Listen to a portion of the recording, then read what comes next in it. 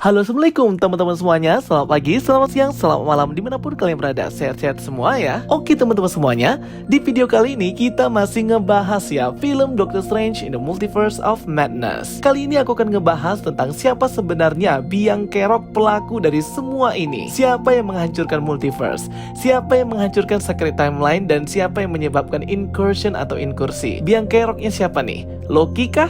Scarlet Witch, atau Doctor Strange, atau bahkan Peter Parker pada event No Way Home? Oke, nggak usah banyak bacot, kita langsung bahas aja ya. Kok malah sesudah Avengers Endgame berdatangan banyak ancaman-ancaman yang sangat besar dan kekacauan yang terus terjadi. Dimulai dengan kemunculan Celestial yang bisa menghancurkan planet bumi, sampai terjadinya event besar, tabrakan antara dua semesta berbeda dalam peristiwa inkursi yang sudah diperingatkan penyihir Clea kepada Doctor Strange. Kalau kita tarik dari awal, sebenarnya semua yang terjadi ini karena perjalanan Quantum Tunnel oleh anggota Avengers yang kembali ke timeline tertentu untuk mengambil Infinity Stone dan mengembalikan semua orang yang kena snap Thanos. Dan hal ini menuntun kita ke semua kekacauan ini. Karena kalau kemarin orang-orang tetap menjadi debu dan tidak kembali dari blip, maka Celestial tidak akan pernah bangkit karena populasi berkurang. Scarlet Witch akan hilang karena Wanda Maximoff juga menjadi debu. Tidak akan ada event Hex di Westview dan Multiverse of Madness. Tidak akan ada monster jahat yang mengejar-ngejar America Chavez. Loki juga tidak akan mencuri Tesseract dan keluar dari jalur timeline yang membuatnya menjadi varian seandainya Avengers tidak mengganggu dan kembali ke timeline tertentu. Namun seperti yang dikatakan oleh Hakim Ravonna Renslayer dari TVA Time Variance Authority, "We're not here to talk about the Avengers." Oh no? No. What they did was supposed to happen. bahwa semua yang dilakukan oleh Avengers itu memang harus terjadi dan diperbolehkan. Maka dari itu mereka tidak ditangkap oleh TVA. Dan bahkan Thanos saja sudah berkata kepada Gamora di Avengers Infinity War bahwa dia itu tahu segalanya. It needs correction. You don't know that! I'm the only one who knows that. Jadi kayaknya si Thanos ini tahu sehingga dia itu sudah siap untuk nge-snap half of the universe. Jadi sebenarnya kita nggak boleh ya langsung menyalahkan Thanos. Betapa baiknya Thanos ini ya guys, dia mencegah banyak terjadinya kekacauan dan kehancuran juga.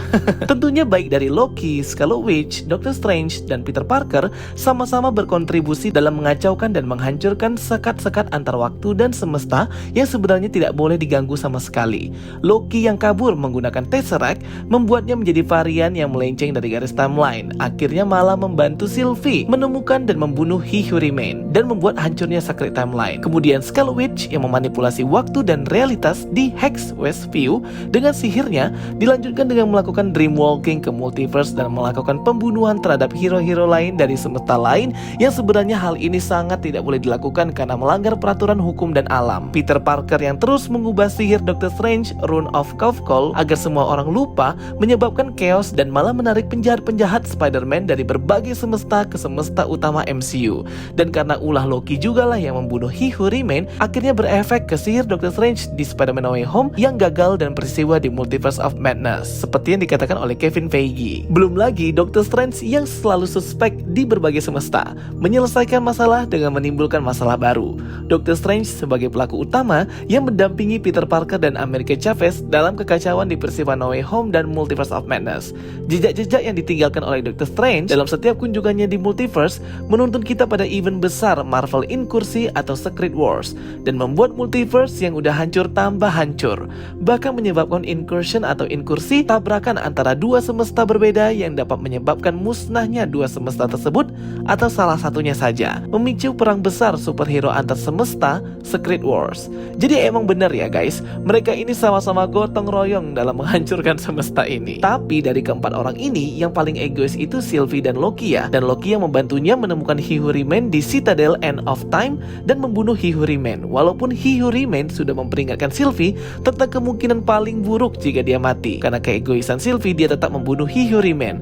Loki juga sebenarnya sudah mau menghentikan Sylvie sih. Sedangkan kalau Doctor Strange, Wanda, Peter, itu mereka membuat kekacauan karena nggak disengaja. Jadi memang suspek paling utama dan yang paling egois banget menghancurkan ini ya Sylvie dan Loki ya. Dan juga Sylvie yang membunuh He Who Remain. Karena kan He Who Remain ini sangat penting ya dalam membuat secret timeline yang mengatur jalannya timeline di setiap semesta, di setiap multiverse agar tetap baik dan terkendali. Kalian wajib banget ya nonton video aku yang ini tentang peran Time Variance Authority, Secret Timeline, multiverse, dan penjelasan lebih detail koneksi hubungan Multiverse of Madness ini dengan Secret Timeline He Who Remains di series Loki. Di situ aku udah bahas detail banget. America Chavez juga sebagai karakter baru di MCU, sebagai makhluk yang dapat membuka portal antar multiverse, akan memberikan kita cerita dan warna baru di film-film MCU dalam kemungkinan cerita tanpa batas di multiverse yang tak terhingga. Jadi gitu ya teman-teman, banyak banget yang suspek dan karakter-karakter yang berkontribusi dalam menghancurkan multiverse, Secret Timeline, dan juga kekacauan yang sudah kita terima pada saat ini. Menurut teman-teman semuanya, siapa nih yang paling mengacau dari kelima orang ini? Sylvie, Loki, Scarlet Witch, Doctor Strange, atau Peter Parker? Tulis pendapat kalian di kolom komentar ya. Makanya ya teman-teman, sudah banyak sekali nih kita dikasih petunjuk, clue, easter egg tentang eksistensinya dan hadirnya Living Tribunal, Celestial, The Watcher di MCU. Patung-patung Living Tribunal sudah sering terlihat di film MCU.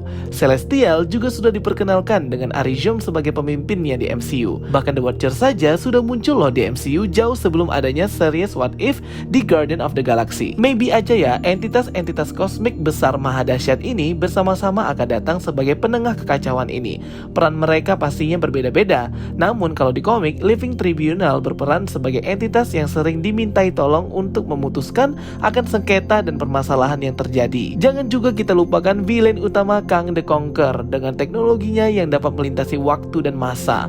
Belum lagi Iblis Kitan atau Nightmare yang suspek sebagai penjahat di balik layar dalam terkorupsinya jiwa Scarlet Witch dengan Darkhold. Belum lagi akan ada Gore the God Butcher di film Thor Love and Thunder.